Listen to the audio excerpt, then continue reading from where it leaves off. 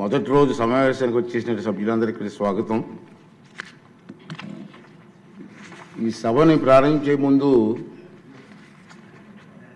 కొన్ని విషయాలు మీతో మాట్లాడాలనుకుంటున్నాను. నేను ఏంటంటే నిన్న సభలో జరిగినటువంటి సంఘటన మీ అందరూ చూశారు. నాకైతే చాలా బాధ అనిపించింది.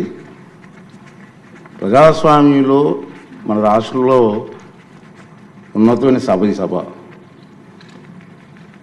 ఆ సభకి ప్రసంగించడం కోసం ముఖ్య అతిథిగా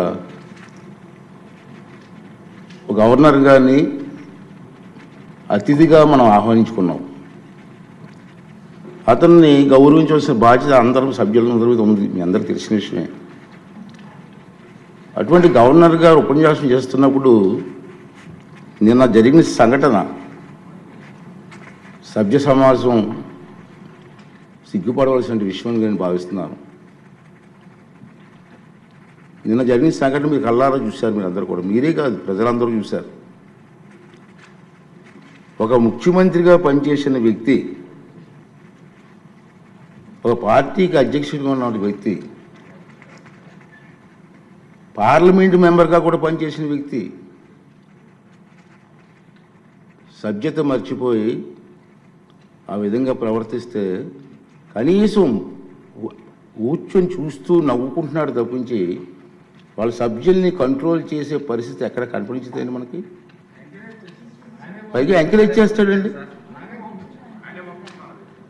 ఇది సాంప్రదాయం అండి, ఇది సాంప్రదాయం అంటట.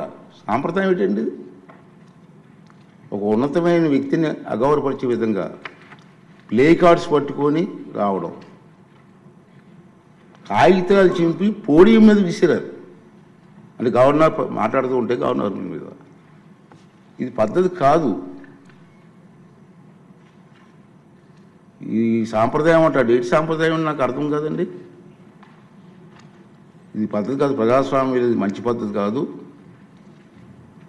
పైగా అతనికి ఆ ఆలోచన లేకపోయినా పక్కనే ఉన్నటువంటి సీనియర్ మెంబర్ బొత్స సత్యనారాయణ గారికి కూడా ప్రోత్సహించారు.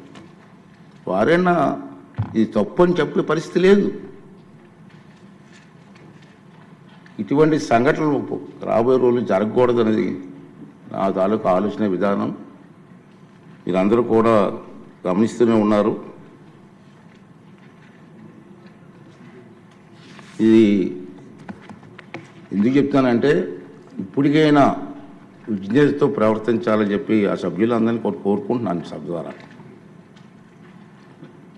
ప్రజాస్వామ్యం పెద్దలు మనకు ఎంతో ప్రజాస్వామ్యాన్ని ఇచ్చారు, రాజ్యాంగాన్ని ఇచ్చారు. రాజ్యాంగానికి అనుగుణంగా మనం ప్రవర్తించాలి తప్పించి మన ఇష్టం వచ్చిన మాట్లాడుకుంటాం. సర్వ హక్కులు నాకే ఉన్నాయి, నేను మాట్లాడతానన్నది ఇది పద్ధతి కాదని చెప్పి ఈ సభ ద్వారా సభ్యులందరికీ, అన్ని పార్టీ సభ్యులకు కూడా మనం చేస్తున్నాను.